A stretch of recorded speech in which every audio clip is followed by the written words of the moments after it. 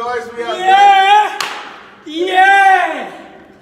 And we are back!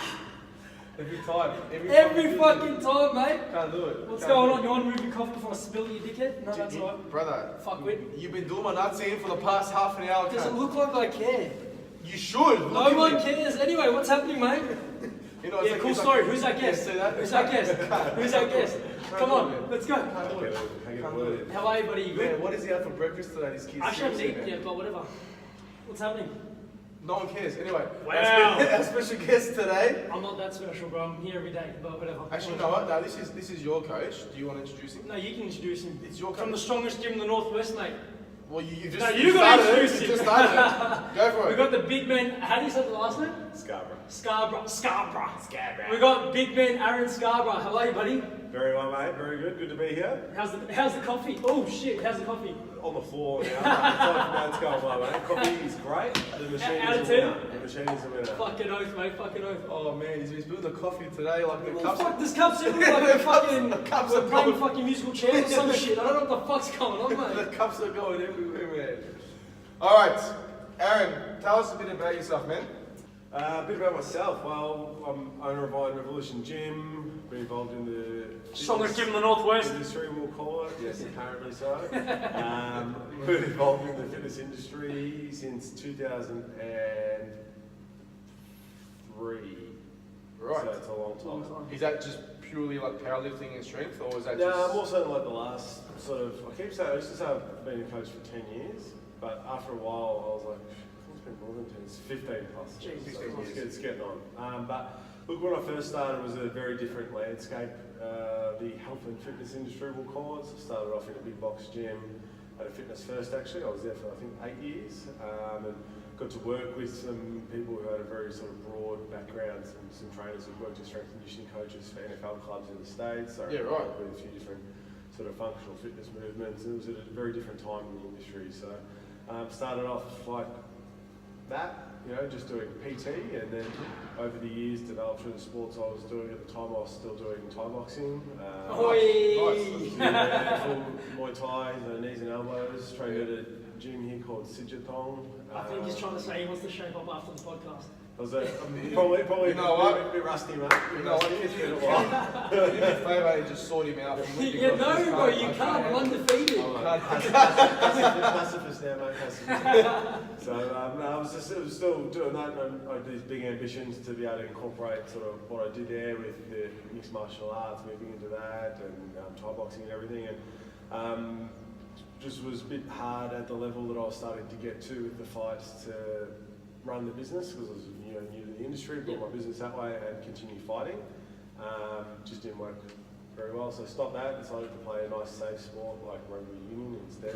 Very safe. Yeah, Very safe. Yeah. More injuries in like 2 years at that than 10 years of everything else, I reckon. But no, it was awesome, and so I started sort of working with some teams there, doing strength conditioning in those sports and a few other things, and worked at a few other places after I moved on from Fitness First, and then opened my own place 5 years ago now. And it's been good ever since. It's been great. Pretty yeah, sick so, gym. For anyone who's interested in powerlifting and strongman, head down there. Yeah, We'll so put up the address afterwards. But- done. Yeah, Yeah. thanks, brother. It's no, it's going really well. So we're really good place at the moment, and it's been onwards and upwards. Been a few things that sort of had to refine over the years, and it's Yeah. like any business to Sort of learn similar to what I process. went through. Like you and I went through sort of similar things. Very similar. Yeah, quite identical actually. Yes. Yeah. Very interesting. Yeah, we're not going to get into that because that'd be about a 3-hour podcast. but- Three and a half minimum, I reckon. No, it was good. You learn a lot from life's lessons. You so- do. I think that's the best lessons you learn in life is like from your own mistakes and Absolutely. other things that other people and whatnot. Absolutely. That's the way I've learned a lot. So, 100%. so One second, just so you know, I've got some questions here. yeah, sweet. Just, Yeah. So you've been around for a while, mate. What made you transition from, I guess, the martial arts into powerlifting and strongman?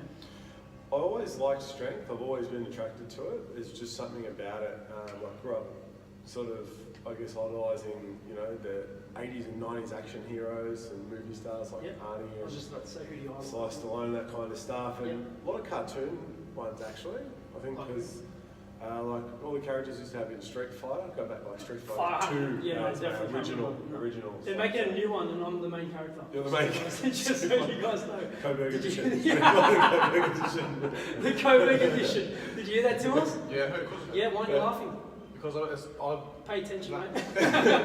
not with it. Yeah. But all those sort of characters, just I don't know, the muscular look, the powerful, the strong stuff. There's just something about it that sort of really drew me to want to do it. And, you know, and World's Strongest Man on TV was one of my favourite things to watch, and was sort of fortunate enough over the years that all my paths led me to be pretty heavily involved in it right now. So Awesome. it's And good. so who are some of the people you look up to, not just in terms of strongman powerlifting, but in the industry overall? It's a really tough one. I've sort of lived in my own little bubble, to be honest, which is a happy little place, you know. And You don't have to deal with everyone's so bullshit. don't have to deal with a lot of bullshit. Well, what about maybe then, I guess more so when you first started, who would you look up to? So when I first started, this is we'll go for a bit of a timeline with this one. So when I first started, I got involved in sort of a functional fitness craze. So in the early days, I was a Checky, you know, a whole Czech practitioner. Checky, what's that? You guys would be too young for Yeah, no, I stuff. have no idea so, what that is, man. I was just thinking along with it, like, yeah. And then, so yeah, just, oh yeah, sorry. Yeah, I did a course yesterday, There's all sorts of sort of, look, it painted a really good picture for me in terms of like prehab and injury prevention recovery side of things. And I think it was at a time where a lot of PTs were trying to overstretch what they did and be practitioners and more of a healthcare side of things rather than a training side. It was good at first, but then I kind of got to that stage where I'm like, well, I came to the gym, I wanted to work in the gym to lift fucking weights, not to not lift weights.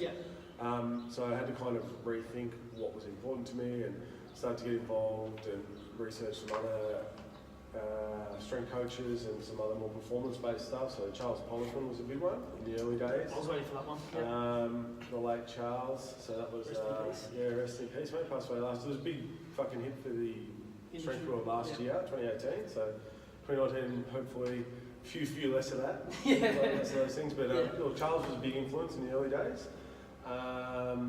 And definitely some of the strongman-based ones. So Marius Pujanovsky was the big one back then, who was dominating when I first started in the industry. They called him the Dominator because he won 5 World's Strongest Man. No one else has done it since. Jesus.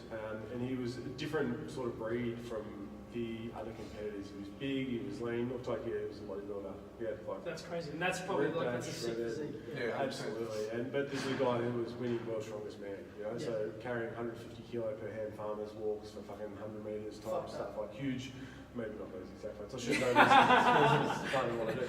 But it was in the era where they sort of structured the competitions to be favourable for him. But there's no question that he was one of the top ones at the time. So just the sort of training that these guys did was really sort of big in, I guess, how I wanted to structure my own stuff. And I had these early ambitions before I got into the industry of joining the military and wanted to be sort of that army. I think I've just liked the need and the drive and to want to push yourself to the limit. And I think that was what drew me toward that. So those sort of nice, pretty crazy style workouts. Well, we do have camera hats and salad, just so you guys know. It's close enough. I'll take it. It's the closest I ever got. We'll take one. I'll get your name embroidered on the side. Big as. Big as. That'd be good.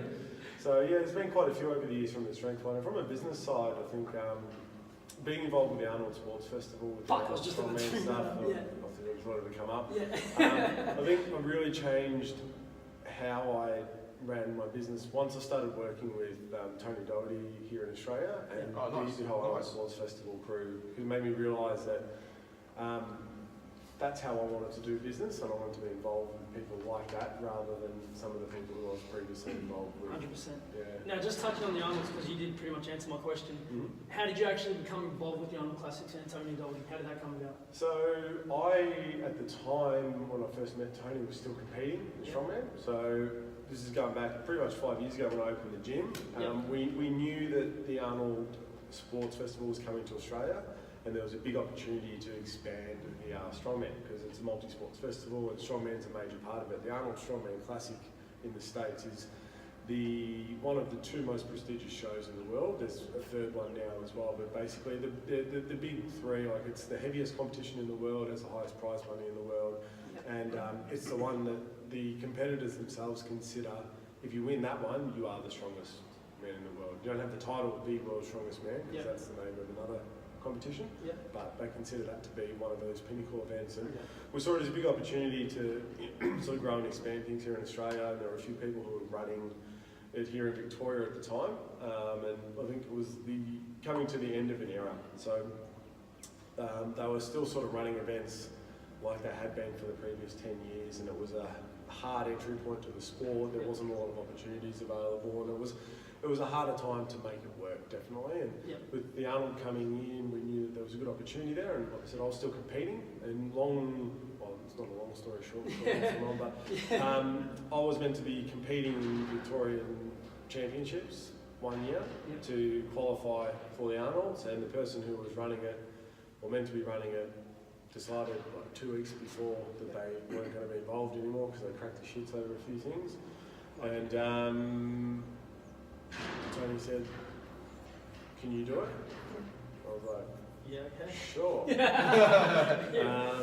Yes. And then just made it work. And I think since then that sort of paved the way and got my foot in the door. And it just so happened that part of the Arnold team at the time used to be my old bosses. For a security company that I worked for, which helped sort of... Yeah, I was going to say, wouldn't it be easy to get it all started at the start? Yeah, just that helped build a rapport. So we had a big framework to sort of get things happening, and I stepped up, said I could do it, had no idea how, but said yes, and just thought, fuck, we'll work that out later. Why not? So now if you look at it at the Arnold, it's massive. Like, it's like one of the biggest things every time we go to the Arnold. It's either the powerlifting or the strongman. Like, Correct. I don't really go to watch anything else, but I can't really see anyone watch strongman because everyone's too big. I can't see anyone strongman. I can't see shit. We've got 2 grandstands, mate. We've doubled the viewing size. Fuck, this okay, year good, because I need to be space, right on top because I can't see shit. Really good fucking setup. I remember that last day I was trying to look for you and Andrew. What's up, Andrew? I was like jumping over trying to find. All I could hear was Andrew's voice down there. I couldn't see anyone. Yeah, no, Too it was full on. This 2018 was a fucking big. It was massive, wasn't it? With that tank pull event, that was the fucking mate of my life. But it was awesome. Yeah. Was that when Arnie came down? He was on the bike. Yeah. So he's there all the time. I was talking to him, trying to explain to him how this event was going to work. And at the corner of my eye, I see this fucking tank moving. I'm like, what the fuck are they doing? It was the last warm up. Yeah. And I looked down, and it missed the track of the tank, missed my foot by about fucking two inches. That's all. And I stopped. I've sort of clicked like your foot. Just nearly became mincemeat. Yeah. Like, God, what the fuck are you doing? It's kind of, when he comes, it's a crazy. When he does that walk through, mate, they call it the circus. Man. Crazy. Yeah. You see people. Have you seen that when he walks through? Like everyone loses their shit. Man. Yeah, I saw on Facebook. Crazy, It's nuts, and it's like that in our area too. So, but no, it was it's a huge event. So I'm very fortunate to be involved. And it's been a lot of work. Yep. I'm not gonna lie. It's a big thing and. But you know, something like that will be really rewarding, like after it. Yeah. Oh, mate. It's an amazing thing. I've had the opportunity to travel for it a bit as well. So I helped them run the pro show in Hong Kong when they did the Arnold Asia one year. That was great. Got to go to America last year to help out with the big one in Ohio, and big part of that sort of international team now. Yeah. So did you ever? Sorry. Yeah. Well, fuck, mate. Did you ever? I guess imagine or picture it to be as big as what it is now, or did you not think it would grow to be that big? I didn't have time to think about it at the time. You know, like at the start, it just kind of was like, shit, I own a gym that does strongman, so surely it must work, and this is going to be good if we can be involved, and it's kind of just continued to grow from there, and it's a situation where now I don't think at the start would have predicted, and I sort of had a bit of a plan, like a long-term plan of, right, we've got to develop the sport, it's got to grow. You know, the first Arnold, there were 30 competitors in total. Yeah. We had 110 last year across 7 weights. That's a massive big difference. Yeah, and that's over 4 years. So it's pretty much like first year was it's still a big difference. Huge. Massive. For a sport that's very sort of niche, and these are the top competitors in the country. So there's a lot more people who try to qualify, and there's a lot more people who do qualify. Some can't make it. Whatever happens, but first year there were 30, second year I had 60, so the first year I ran, I think we had 60 or 7, just under 70. Yep. The next year it was just under 100, so like 95 or 93 I think we had competitors in total, and then last year, 2018, we finally cracked 100, and this year will be about the same. It's about the limit, we can't really have more than that. It just becomes not the competition becomes watered down, but it's the pinnacle event in Australia, so it's got to be the best of the best. Of course. And that means that top 15 would be ideal, I Yeah. think, in each one. So that's sort of our long-term aim, is have the top 15 in every division, and we're Yeah. pretty much there Nice. now. Beautiful. I remember a couple of years ago I went to the strongman. Oh, sorry, I went to the Arnold's, Yeah. and I saw the strongman, and I didn't know what it was. And then I was watching, I'm like, man, what are these guys doing? You're lifting kegs and putting on your shoulder and running. And Have you seen the women? it's like, Fuck, Jesus. he's dead, mate. And then I saw this one dude, Arnold. Thor. I'm like, he's the biggest man I've ever seen in my life. Yeah. Like, He's an absolute he's an absolute unit. Yeah. Wow. When he was here then, he was smaller than he is now. Smaller. Yeah. He's training with Australian strength coach at the moment. Correct, yeah. So that's all his programming and stuff. It's been really cool to see him develop, and Bass is a really good coach, obviously, and he's great at sort of marketing and doing what he does. I think he's been strong as stuff. Yeah. Have you ever seen Gordon Strong in person by any chance? Yeah, so it was funny the other year. I was walking along, and I was walking behind someone, and I'd just been with all the strongman guys. So that was the year we had Big Z, Thor,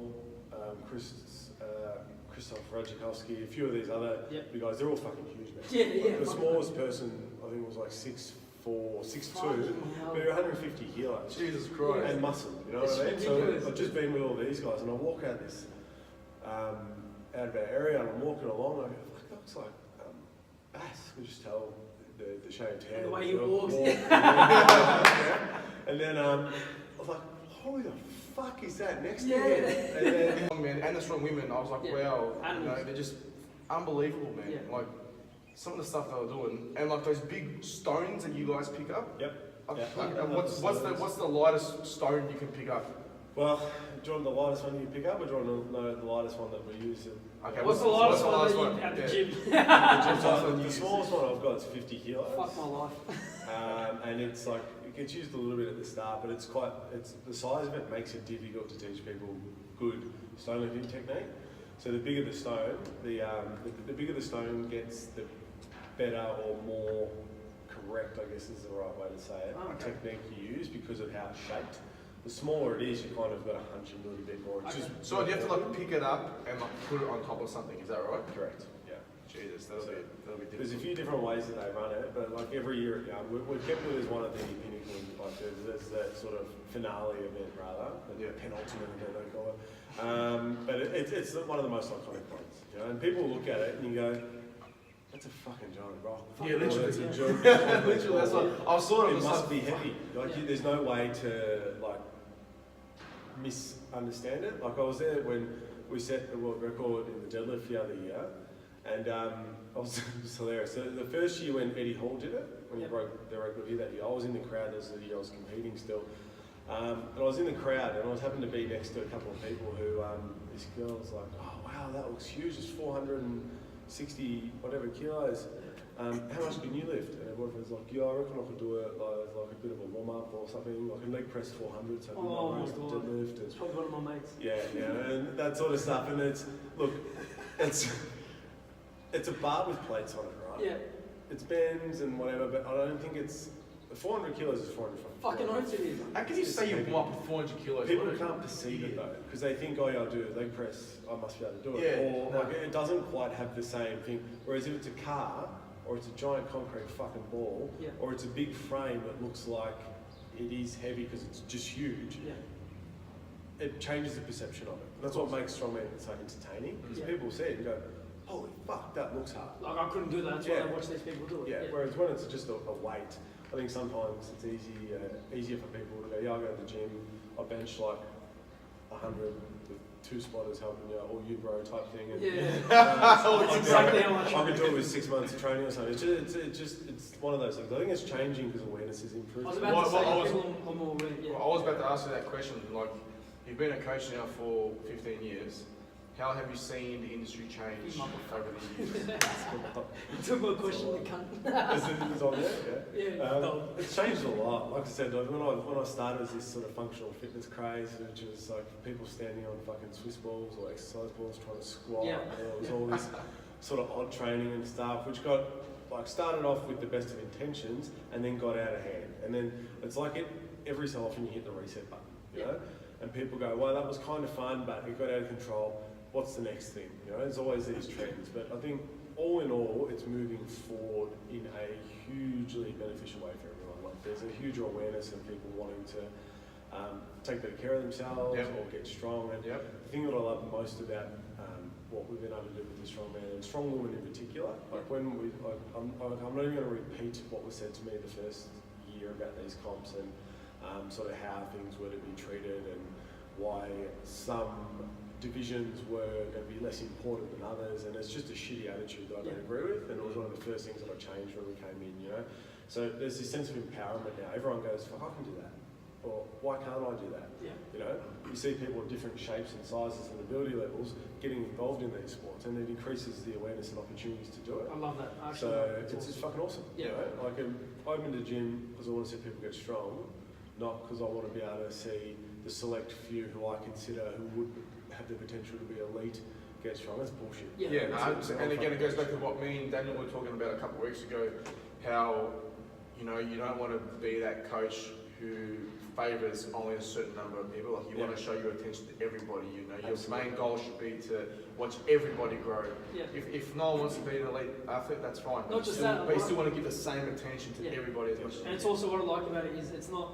You don't have to look a certain way, so people will come to you and they'll feel comfortable, even if they're not like a fucking bodybuilder or whatever they are. Like, you don't have to be a certain way, as long as you're happy and enjoying your training, you're getting stronger, and that's what I like about it. So it gives like a place for everyone else that isn't in that sort of category that they can go and do their thing as well and still train. And this is my big thing, and just when I saw your 12 fucking rules for success up there, it reminded me I've got a few of these. I've got to get our stuff up at the gym. We're going through a bit of a renovation sort of thing at the moment with the gym, some upgrades and stuff, but the culture around the gym and the environment, it's already great, and what I want to do is keep improving it. So one of the things I'm getting up is our sort of gym rules, or it's more of like the gym ethos, I guess, like the sort of a code of this is what I think is important to me. The top one on the list is 3 kilos or 300 kilos, doesn't matter, everyone here is equal. That's it, 100%. It's the same attitude that I've got.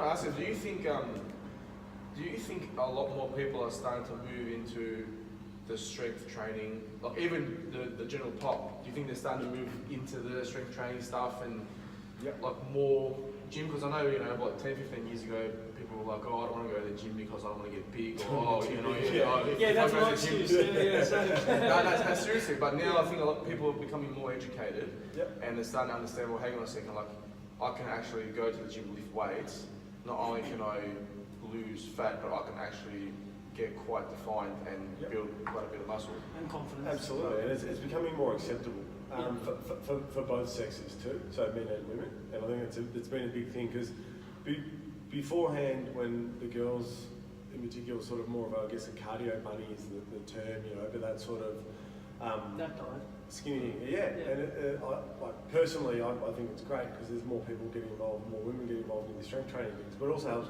more guys get involved in it too, because they want to get better and all that sort of stuff. Press the ladies. It's becoming, you know, there's more acceptance of it, which is great, because it shouldn't, like, your choice is your choice. If you want to do it, great. If you don't want to do it, great. Who gives a fuck? It's your decision, no one else's, you know? That's because I feel like a lot more people, like once they become educated a little bit more about what the type of training actually does, then, you know, like they can start to accept it and like, okay, well, maybe this will be beneficial for me. Because there's so many benefits to strength training. Yeah, absolutely. And it's only really been like exposed more within the past probably 3 or 4 years. It's still a constant battle. Yeah, it's still a battle. Like, I'd say probably more the older population still have that old school mentality in terms of, oh, going to the gym will get me big or just whatever. Like even lack of, like it's always a lack of education. Yeah, that's right. You might see someone post something about, I don't know, fucking, you know, being a cardio bunny is better to lose weight or to get in shape rather than lifting weights. So but it's still a bit of a battle that we have. But then you listen to some so-called doctors who do a public post on the news about how if you deadlift over 50, it's bad for you, or if you do push-ups over 50 years old, it's bad for you. Fuck with. And then it just explodes on social media. Yeah, and of course they're going to look, oh, but the doctor said this. No, your doctor's a dickhead. Yeah. So, look, we used to talk about this a lot, because I can verify over a few years, because as you pointed out, a few years of being involved. every year, Only a couple. every year it tends to be the same trend, you know. Yep. Fucking Herald Sun will post something about saying, "Oh, eggs are bad." Oh, Whereas, fuck my you know, life, yes. Next year, it's the same time, same article, Yeah, same thing. 'cause they got 12 nothing months else to later. Oh, eggs are good. Cholesterol is good for your heart health, or Exactly something. right. You know, Yeah, it fucking yeah. changes every year. Yeah. This is but people. We were talking about this before the podcasting about extremes. You know, people get caught up in these extreme fads, one or the other. It's like there's no middle ground anymore, and there just needs to be. You know, Yep. just because something is good doesn't mean more of it's better. Just because something may be less good, we won't say bad, less Yep. good, doesn't mean that it doesn't have a place Exactly right. in training or Yep. diet or lifestyle. And right? talking about extremes, I actually wanted to bring this up with you. So when I first got into a bit more like powerlifting a couple of years ago, you know, I trained with you a couple of times. I used to train with heaps of different people, and everyone was so willing to help, and everyone was like willing to learn and educate each other and whatnot. But then I don't know what happened after about a year or so. Everyone started going into their own different. Oh, I'm part of this federation. I'm better than you because I do this. Oh, I'm natural. I'm not. I'm like, I don't actually give a fuck. But why do you think? Like, I feel some of the powerlifting. Like, I love powerlifting. But I feel like some of it is starting to get a bit culty, like, oh, you're not natty, I can't talk to you, or rah, rah, rah. Why do you feel it's become like that? A lot of it has to do with ego, for one, and it's not necessarily, you know, individuals' egos. It can be a bigger picture too. So I can understand with the federation one's an interesting one because there's drug tested and non-tested. Yeah. Well, they don't say not drug tested; they just don't talk about it. Yeah. But what's happened is it's great because there's an opportunity for you to do whichever one you Exactly want to right. do, Yeah. right? Doesn't mean one's better than the other. That's a whole separate debate. I fucking hate you that. know? That's one thing I hate. But it shouldn't matter if you want to train with other people who. If someone chooses to live their life that way, that's their decision. Exactly It's not right. yours, you know? Yeah. So there shouldn't be issues with you being involved with them, shouldn't be issues in you doing one or the other, and it doesn't make you better or worse, you know? Yeah. That's sort of thing, people sort of get a bit carried away with this sort of culty stuff I sometimes. fucking hate it. That's why I got put off it a bit. I was like, every time I'd speak to some, oh no, but they're not natty, and I'm like, why does it fucking matter? If somebody wants to be on gear, go hard. If you don't want to be, go hard either way. That's As right. long as you're fucking training and doing what you need to do, I don't give a fuck what it I is think you do. people who can be very quickly to throw that one out, no, I'm not natty, or they must be on fucking trend or something like that. It's still little fucks, mate. Like, it's, Just because they're weak like me, you know, but fucking, but I'm it's- sweet with do being you know what weak. it's not though? Have you seen Captain America? No. Fuck, mate. Yeah, I know. Yeah. I live under a rock, It's- mate. But it's quite funny because he's this little skinny dweeb dude who has a big heart, right? Yeah, And then that's why they choose him for this experiment. yeah, And the irony of it, being Captain America, is they basically jab him yeah. with this super serum, Super serum, yeah. Yeah. I need some of that too. and he becomes this, you know, new being. And that's not how performance-enhancing drugs work. Oh, fuck, I fucked up. You know, like you still have to make an effort. Of Whereas course, you still have to train. in Fucking this right. one, they jab him. Oh, and it just gets room massive. goes big, whatever. gets massive, super strong, better looking, Oh, without you know, all training. that sort of stuff. Yeah, I'll buy 10 of it's them like right boom, now. overnight, it's Yeah. done. People have this misconception that that's how it works. It's not Yeah. the case, and I think, look, the PEDs in sport thing is one that I'm pretty firm on. Like, if you want to do that, that's your decision. But if you want to compete in a tested sport and take PEDs to try and beat people, you're a piece of shit. Exactly right. That's when it is. so just don't do it. Yeah. Like, it's not hard. And you probably get caught out anyway, so. Yeah, hopefully you do, and Lose you the fucking respect. bad. But for like, it. the point of it is, you know, it's not that if you do that, you're instantly going to be an overnight success and a Nah, superstar. fuck, And train people twice as sometimes have hard. that perception Yeah, of it. because they're fucking you know? dumb. Like, I'm going to deadlift 400 tomorrow after my first cycle. No, Yeah, you're not. You're going not to going get to lift fucking 100, but whatever. injured, and there's a lot of other things that Exactly happen. right. You know, it's not. It's just things get a bit sort of out of hand with the sport. So it's like that in any sport or faction. You Yeah. know? And I Yeah. liken it sometimes to you guys from Melbourne. Please tell me you have a football team at least, or you Yeah, of course. Yeah, I don't really watch it anymore. But just yeah. because we're wogs, we're kind of shit. Yeah. You know, it wouldn't be the first time. I had this conversation with a few people at our gym. They knew who they are too. Never been to an AFL match. Whether you like it or not, go to a game. Really? What So the you fuck? You're experience in the Melbourne, you atmosphere. have to. Just yeah. check it out. Just punch on with the people in the crowd, whatever. Yeah, exactly. But, you know, there's I used to- certain I used to go to teams footy. that are renowned for their supporters being, Yeah. you know, for Collingwood. Or Yeah. But, Who do you you know, go for? Collingwood. Collingwood. Get out. What do you go to Collingwood too? No, don't dickhead. What do you mean? Carlton. Brother, last year you... Carlton? No way, mate. Who do you go for? North Melbourne. Get out. Mate, look at last year you were walking around the Collingwood jumper. I was supporting the members, mate. Yeah. I give back to my community, brother. Perfect, but it creates these rivalries and these factions with it. That's what happens in the strength sports as well. Yeah. It's like that. It's just a different team Yep, type yep. thing, you know. But it's just unfortunate that people can't just like it. You know what? I've heard this person say this, and it's just lifting weights. Literally, that's all it is. It doesn't make you It's better just than anyone. like- Like, yeah. like I said, when I first started doing it, people were so willing to help, and we used to network and all these things and train together. And then like 6 months or a year later, nah, I'm fucking better than you because I'm part of this federation. And I'm like, Hey, look, you're still a But you know, dickhead. it depends. Can I just say something? It depends on what you're using it for. Like, I still think a lot of the concepts of powerlifting should be applied to everybody. General pop, 100%. people competing, doesn't matter what you're doing. It should be applied to a lot of those people. because Because benching it's and deadlifting, you know. the yeah, great I know, but bench it's like, but in terms of, Exactly right. but in terms of the actual movement, like it should be applied to the majority of people. Like, if you know, there's some people who say, oh, you know, if you're not powerlifting, then you know you shouldn't be squatting like that, or you shouldn't be deadlifting like that. Yeah. Well, hang on a second, no, that's wrong. Doesn't matter how much weight they're lifting. They're lifting the weight in a safe way Yep. and in an appropriate way. Yep. Who cares if it's only 40 kilos? Correct. What? You're right. So what? Because they're not fucking benching 150 kilos. Yeah. What? You're gonna make them go flat bench and then fuck their shoulder up? Correct, and yeah, absolutely. Safe lifting technique, especially the way that, you know, what they call the powerlifting style lifts are often done, is because it's the safest way to leverage the most weight. Exactly. Or Yeah. optimal loading on it, you know. And 100%. that's absolutely, it applies to everyone at any level. And I think we just like to finish up with that powerlifting one. I think it's us in particular have had like the experiences that I know we've both had Yeah. with certain factions, we'll call it, Yeah. of the sport, can leave a nasty fucking taste in your mouth, 100%. you know. And then it creates like a and- stigma against it all. Yeah, absolutely. And it's important to remember that it is kind of it is not kind of, it is the minority. Yes. Like for the most part, it is a better like community. Oh, than fucking that. 110%. But Yeah. there are definitely elements of it that you just think, oh my god, Yeah. why? You know what it is? Like, you know, again, like, look, I'm not really big on, you know, as in terms of powerlifting, like, I don't really get involved in the politics or anything like that. Like, I just sort of really do my own thing. But these people who are choosing to do this type of training, like, they're doing it to better themselves. Exactly. Yeah. If you're going to judge this person for doing this type of training or where they train, then literally you're a piece of shit, mate. Like, Yeah. straight out.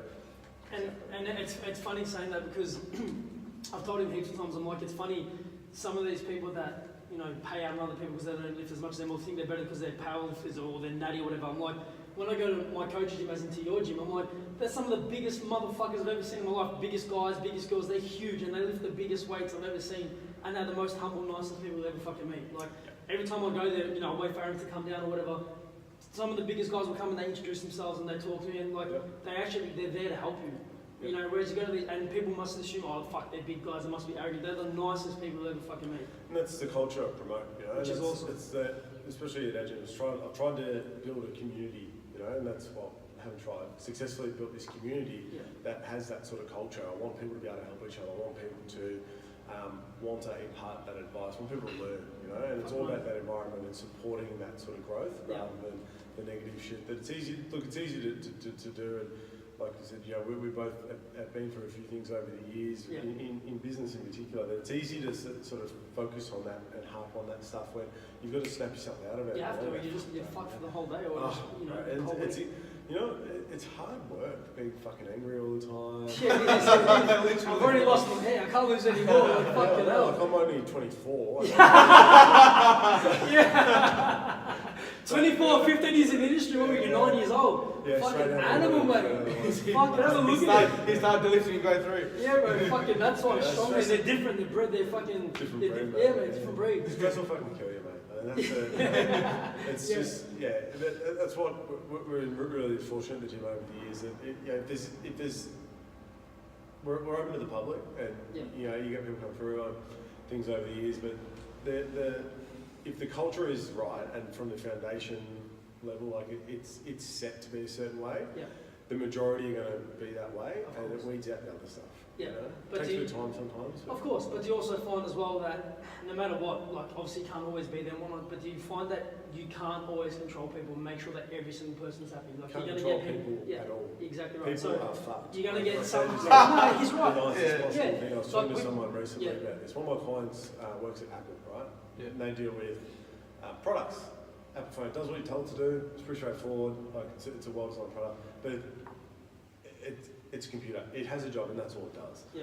People are not like that. People are different. They have free will. They have Yes. freedom of choice, and it's good because it allows us to make better decisions. Yeah. It also allows us to make dumb fucking decisions sometimes, All the time. or to be influenced in ways that aren't, necessarily good Yeah. for our own health and other people's health around us and that kind of stuff. And it's when you're in the service industry, you deal with people. It's always going to be unpredictable. You always have to deal with this stuff. So Yeah. it's always a case of trying to bring it back really and set a good standard from the Yeah. start. Because I know we've had chats before where it's like you found out that some of the people might be talking shit behind your back, but to your face they're nice to you. So it's like, what do you do to deal with it? Because I know a lot of people, they assume just because it's your gym, you can control every little fucking thing that happens. It's like you can't. Nah, and look, you just got to try and make sure that I would say I've got open door policy. Just tell me. Yeah. So I can fucking do something about Exactly it. right. Instead Things of are not going to behind my back. happen. But that concept can Um, apply to quite a few Everything in life. situations. Yeah, but I'm talking more specific in terms of like, because he runs the gym, we run the gym. They're Yeah, like, yeah, yeah, I people get you. assume that no matter what happens, even if it's outside the gym, that it's your problem. That's my No, it's- that's yeah, my I get favorite. You know, like, That one's good. Some people have come to me over the past year and a half or whatever. Oh, but something happened outside, that's your fault. How's it my fault? It literally has nothing to do with If it me happens or- outside these gates, it's not your issue. But people will come to me, this is what's happened, so what are you going to do to fix it? I'm like, it wasn't a problem for me to fix.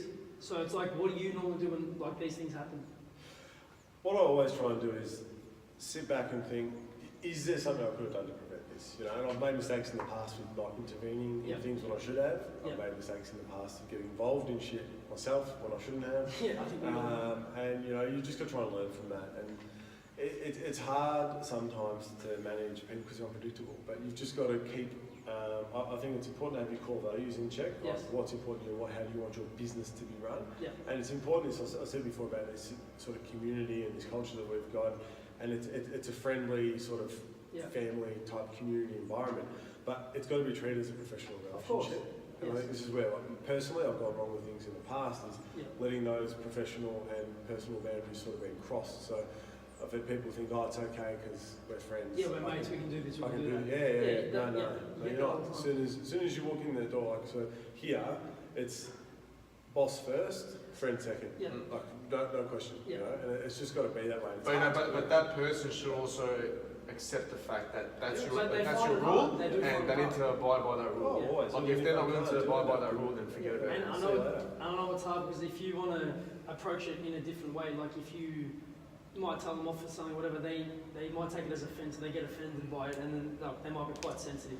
So Yeah. that's another issue you have to deal with. Absolutely. And I've said this before, like you can't tell someone that how they feel is right or wrong. Yeah. Like, just this conversation with someone about like the way that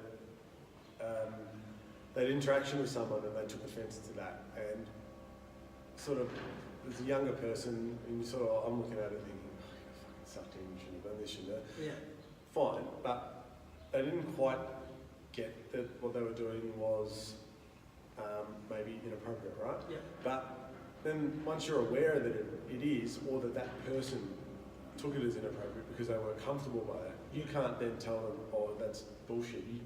It's not how I meant it, therefore you're wrong to feel that way. Exactly right. You can't. If you make someone feel that way, then you've just got to change it, be better. Exactly right. Yeah. And if you're not aware, then you're not aware. Or if you don't know, you don't know. But once you do, there's no more excuse for it. Yeah. So it's one of those things that you just got to set a good example It's from a the touchy start. subject though as well. Absolutely. And if people, it's business first. It's got to be treated as has a to be. business transaction. Otherwise, it ends up bad. I think that's one thing I hate when people don't say it that way, or they expect. Like I've got mates that I wouldn't let them come here because they just expect me to give them shit for free. Yeah. Fair enough. Like, yeah, no worries, man, let me just call up the real estate agent, he'll call the landlord, I'll pause the rent, Yeah. and you can all train for free, Yeah, no stress. done. I don't have to pay for the rent, the overheads, like, no worries, I don't have to worry about how I'm going to keep the doors open. Nah, man, that's all good. Lose some more hair when I go home, that's cool. Like, no stress at all. But it's crazy. But back to the powerlifting. So, I have this question in terms of powerlifting. Can you be a powerlifting coach but never have competed? Yes. Okay. No, well, because this goes back to how I say some people think they're better than people and whatnot. So some people will argue, like me, I've never competed, but I would train people in powerlifting. So then some people might say it as, well, who the fuck are you? You've never competed. Why should I be listening to you? But you know what? It's the same thing. It's the same thing as you know. You can be a boxing coach or kickboxing coach and never compete. Yeah, I understand that. But you can still be a good boxer and yeah, a kickboxer 100%. and Never compete. fought. Yeah. Like that's ridiculous. I understand that, but what I'm trying to say is, in terms of powerlifting, some people see it as credentials though. They're like, oh well, who are you? Like, what are your credentials? Have you ever competed? What records do you hold? How much do you lift? That's how some of these powerlifters look at it. So Really? that's why I asked the question. You know? It's a poor argument because oftentimes someone who's a great competitor will not be a great coach. You know? And this is in any sport. Because that's right. to excel at the top level, it's not healthy to be an elite athlete, you know, from like a mental and physical standpoint, because you're pushing the body to its limits to be the best usually. Now, it doesn't mean that you're going to be a great coach because you're a great competitor. Yes. Oftentimes, those top people will have a very selfish element to them and Yeah, it's all about narcissistic. themselves. It's all about, and that's why they get to be that stage. Exactly you know? right. So if you're at that level, doesn't mean you'll be a good coach. You might be, but doesn't mean you will be, and vice versa. Ultimately, powerlifting is squatting, bench pressing, and deadlifting. Yeah. Fucking rocket science. Wow. How complicated. On the surface, that's it. You know, there are a lot of components that go into peaking performance, improving people's Safety. leverages, safeties, all this stuff. So it is a complex thing, but really, like, there's no official accreditation. Oh, sorry, there is one, like a course or whatever. But a powerlifting coach is just a title you give yourself. Exactly right. Yeah. Strength conditioning coaching has been around for a long time. Yeah. It's not a new concept, and ultimately that's what it is. It's like people say coaches. Coach is a new word for personal trainer. Just makes us sound better. Absolutely. You know? I'm a coach. 100%. If you haven't competed, I think there are elements that you might have trouble understanding, such as, you know, what it's like in lead up to competition, how does a weight cut affect things, what's it like on the day, the pressures of the competition, standing on the platform and facing out at a crowd of 100 or 1,000 people. Those I agree with. You know, those kind of things. But it doesn't mean that you cannot be a good coach, because if you can teach people to lift weights better and lift heavier weights, that's what the aim of the game is, to lift the most weight possible. So you don't have to have done that. You know, it's not a prerequisite to the skill set. That's just one thing that it's pissed me off, because I've never competed, but obviously the clients that I train them in powerlifting. So it's like, I'd hate the fact if someone was to message me like, who the fuck are you, you've never competed, what are your credentials? Because I see it all the time on social media, not like directed towards me, well I fucking hope not. I get a lot in strongman, Yeah. right? People go, no, who the fuck's this person? Like, we're doing strongman, and I'm like, oh good, because it's more people doing strongman. Exactly. Right? And I treat it this way, this is like my brain, so I go, well, that's good, because it means people who I might not have been able to reach otherwise, or we might not have been able to reach otherwise, are now getting started in the sport. Yeah. So they are likely to reach a point where they're going to need further help, and that's where someone like we come in. Exactly If you right. Google strongman training Melbourne, boom, all over, because it's what we do, it's what we specialise in. I don't have a strongman coach's accreditation. Yeah. I don't compete anymore. I can't say, like, I do some stuff for fun and that, but I can't.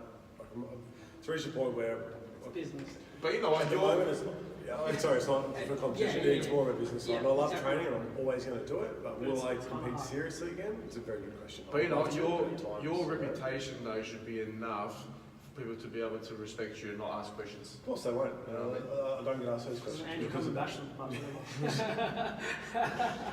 You will. It's like the point I was trying to make is with when other people bring up to me about, oh, you know, this person, who the fuck are they? What have they done? They might not have done anything, but if you have an understanding of how to load the body safely and correctly, pick up objects and move them and do whatever, you can teach people to do strongman stuff. Like there are intricacies to it that you need to have experience with the equipment, right? So teaching someone to press a barbell overhead is different to teaching someone to press a log overhead. Yeah, right? that shit is fucking hard. Yeah. Similar principles apply, but it's just the application is different. Like until you've had that log crushing your rib cage in front of you and trying to press it over there, you don't know what it's like. Yeah. But it doesn't mean that you had to compete at Australia's Strongest Man to be able to teach someone to log press. Yeah. You know, once you understand the skills. When I first started doing it, I had a good understanding of how to lift weights to get stronger. Up until like a year before, so it was about a year after I started what I call strength training seriously, was when I got my first coach. I thought I knew what hard training was up to that point. I will never forget this fucking first session I did with my coach Damon at the time, and got this program, and it said squats, sweep, reps, 100, 120 kilos, whatever I was squat. Yeah. It says times 21. What the fuck? How many sets is this? He goes, it's set fucking 1. Like, that was the response. Oh. I was like, Wait, so you were doing 21 reps? I did 24. 24. Because I got to about 10 and I thought, this is what it normally feels like when I stop. And I was about to stop and I got yelled at. And then I got to about 14 and I thought, I can't continue. I got screamed at.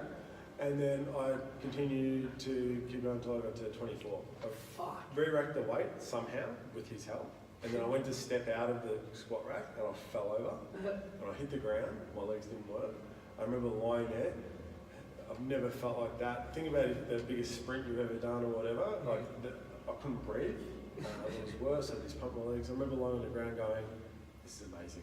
This is what it's like to fucking lift hard, heavy and push yourself, like actually push yourself. Yeah. And then I kind of painted a picture of what I understood to be training hard. Now, that's an extreme example of like going nuts. That was fun. And it was about a year after that like I'd been training for a while and I had this opportunity. I always wanted to do strongman. I've never done it. And I saw it advertised about a strongman training thing on a Saturday and I cancelled my Saturday clients and I fucking went. And that was it. I knew from then on I was going to do this for a long time. The first time I touched, we did a yoke, a log, and farmers walks and stones that day. So yoke, log, farmers. What's a yoke? It's basically like picking up a squat rack and walking with it. So it's a big frame to carry on your It's shoulders. intense, bro. Yeah. Very intense. So the first time I picked up a yoke, now at the time my best squat was 190 kilos, my best bench was 140 kilos, my best dead was 240, right? It was, if you called it deadlift, it was, but like I said, I had a good idea of basically understanding stuff, but I picked up a 300 kilo yoke for about 10 metres. I pressed a 100 kilo log overhead. I did farmers, it was 100 or 105, I think 105 kilos per hand for about 30 metres. Jesus. And did 100, I think it was 100 kilo stone for a couple of reps or whatever. And I was fucked. I couldn't train probably for like 3 days. I was exhausted. That's similar to me. That was my starting point. I was able to do some of it because I had a basic understanding of strength coaching and how to apply it to lifting. And on objects is something that I seem to understand quite well, which is why it's worked well for me with some of the strongman coaching stuff. But at that point I hadn't competed and I wasn't coaching one. It doesn't mean that you can't be good at that stuff without having competed. Does that make sense? Yeah, 100%. No, because it just frustrates me when I hear that shit. Very frustrating It because is. it's not true. But in saying that, like, there are people out there who should probably get some coaching themselves first before. Oh yeah, of course. Like coaching that's why on others. before you had another coach, and then came to you. Like I wouldn't feel comfortable coaching people in terms of powerlifting if I've That's never why I've had a told you you're an coach. idiot because you should be helping them now because you've got the experience. Yeah, that's funny. But like before that, I wouldn't feel comfortable. And look, you've got to be confident with it too. But you know what? It's also that person's willing to learn and get better themselves, or as we will say, upskill. Like even if you've got a coach who's competed, but if they haven't taken the initiative to actually update their knowledge and become smarter, doesn't mean they're doing any good as well. Exactly right. Then they can be shit. Correct. Do you know what I mean? So that's what I was saying to you before. Like it doesn't matter if you've competed or you haven't competed. If you're willing to upskill and better yourself, you can become the best And coach. some of these people still won't look at it that way. They will literally like, well, what are your credentials? Like, how come you can't lift much? Nah, why the fuck do I listen to you? Who the fuck are you? It's like that. It's how it is though. Some people. But and it goes back to what we were talking about last time, that when you're looking for a coach, how people would most of the time pick somebody who looks better as opposed to someone who's a little bit more. If I was going to choose a coach, I'd want to know not necessarily what they've done, but what people they have trained have done. Right? That's a better thing to look for because you can get strong yourself. This comes up with about great coach, great competitor, not necessarily great coach. can you get other people strong? Because some people are just fucking strong. Yeah. Yeah, actually. Like they just have that natural. So you haven't really done much to help them. They're just there. But you know what? It also depends on what you want to accomplish as well. Like Yep. if you purely want to get strong, then of course you would ask your coach who you want to train with, have you gotten your clients really strong? Oh, absolutely. So it just depends on what that person wants to do. But like Yep. what me and Daniel have been speaking about a lot of, there's this bad way of trying to pick a coach in terms of purely how they look. Yeah. Well, it's like this person could look fantastic, but they're dumb as dog shit. Whereas you can get someone who's a little more overweight, doesn't look too good, but A, they upskill, B, they've been probably doing it for a lot longer, Yep. and C, they've probably got a lot higher success rate with their clients because they actually know what they're doing, as opposed to this other guy who looks fantastic with 100,000 followers on Instagram, but doesn't know anything. Yeah. You know what I mean? Absolutely. Absolutely. Social media has definitely had a big influence on that too, I think. Less social media, man. I don't know, it's Love it! It's always up and down for everyone. It's always hard to but we're not going to touch on that. But so, where do you see powerlifting and strongman going in the future? Continuing to grow, mate. I don't think it's really hit a peak yet. No, it's definitely growing though. Like, there's a lot more like awareness about it now. Like when you talk to Heaps people, more like, awareness. powerlifting, strongman, It's a lot more accessible. Yeah.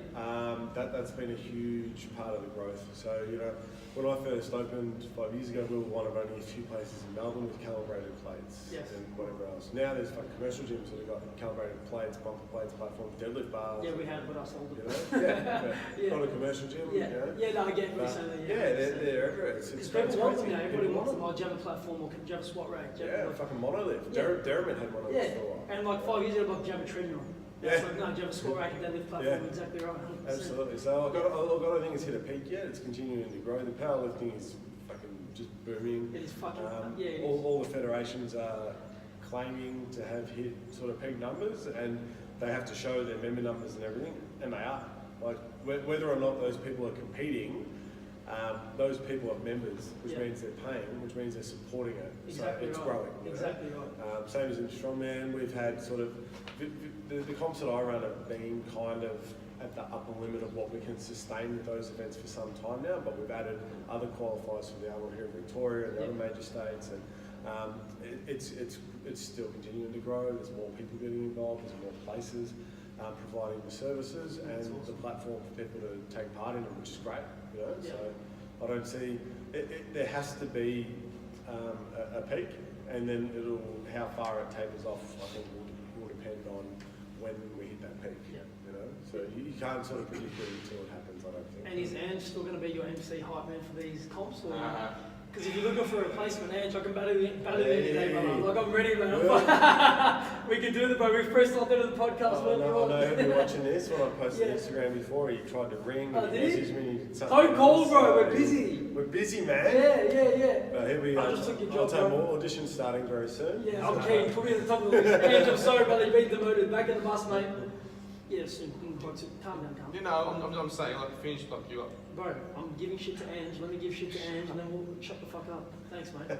hey, we're over now again. That's what we fucking do, brother. I've got to edit them, brother. Yeah, you're right. Yeah, go on. So, Ange, I've just taken a job, bro. I'm sorry to say, mate. So back at the bus, buddy. So, yeah, sorry, Ange. You've been demoted, mate. That's what happens. Yeah. Gotta keep up with the times, mate. That's it, mate. Give the people what they want. And that's me. He does. Just two more questions. And touching on future plans, what are your actual future plans for yourself and the business and whatnot? It's not a tough one. I'm talking about it a fair bit at the moment, actually. So, we've just gone 24/7. Iron Revolution is 24/7. So 24/7. Where are you guys located? Keilor East. Yep. In industrial estate there, nice little. Yep. What's the address? Out of the way, 11/22 Disney Avenue, Keilor East. There you go, guys. Plenty of parking, off the beaten track a little bit, so there's no issues with noise restrictions, pestering neighbours who complain about shit. I think he's taking a stab at us. I think he is. I think that's what taking he a is. stab at us. Oh, we're gonna punch on now. I see how it is. But hold on, how's the coffee here? The coffee here is the bomb. Thank you. That's Awesome. So no, we're 24/7 there, so it's a swipe access one, so members have got access at all times now for the gym. It's been something I've been working on for a little while, just a bit slow to get some of it done, but Yep. it's all good now, and just trying to plan out what the next stages are. So I've got sort of 18 months to decide whether we stay or move. Yep. If I move, it's not going to be far. There's a couple of spots in the same suburb I'm looking at, just for like a bigger premises. Yep. Or there's some expansion options I'm exploring in the same premises. So, Alright. yeah. And where can we find you on social media? What are the handles? So, Iron Revolution Gym is the business one on Instagram, and if you search Iron Revolution, it'll be Iron Revolution 24/7 Oh, as of like next week. Nice. When I update that, but on Google, Yep. that's how we show up now as Yep. well, and you can find us there. But if you Google Iron Revolution or you powerlifting Melbourne, strongman Melbourne, what a picture of me come up, or Picture just as your well. gym? Just the Have a gym. look. I've No, got no, to no, update the photos because they are way I out. think you so need a I'll picture put- of me on there. Have a Daniel. listen. Have a listen. And you know him who rocking with all the no bull gear. Fucking Yeah, oath, bro. What do you yeah, mean, just bro? must be a Shameless flex plugs, as well. brother. What do you fucking oath, mate? That's right. I'm getting the photoshops all. Yeah, me and Ed, just like at the front, you know. Pumping it out. And, Yeah. my personal Instagram's Aaron Strong as. Aaron Strong as. Sweet. Yeah. I think we'll put him in the link in once we Yeah, post it. Yeah. yeah. Sweet. Awesome. Sorry. What? Get What? back to him. I've got to exit it first and then Yeah, I you can thought that was. start. Oh, okay, my bad. Sorry. I got excited. I was going to freestyle, you know. All right. Get pumped. All right, man. Well, thanks for joining us today. Did you have a good time? Yeah, it was great. Yeah, it's good. We got him on the No Bull podcast, which is Real fantastic. talk, no bull. And I think it's that time, brother. I think it's that time, Is it man. that time? We've got to freestyle. Yeah, it is Since that you're our time. special guest, mate, you got to give me a word. I've got to freestyle and get it done. What's the word? Give us a word, mate. Don't be a dickhead. Devon. Da bomb? D-A. Yeah, D-A. The bomb! I'm from Lebanon, yeah! Timos can't afford shoes, so he has to wear thongs. Boom! Peace out! Oh, that was funny.